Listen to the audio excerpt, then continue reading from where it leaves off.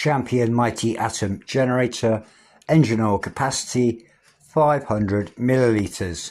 If you're getting this kit with this bottle, which is 1 litre, it's exactly half, and you can measure it on the side of the bottle, or get yourself an old measuring jug from your kitchen, but not the one your mum or your wife makes your gravy with.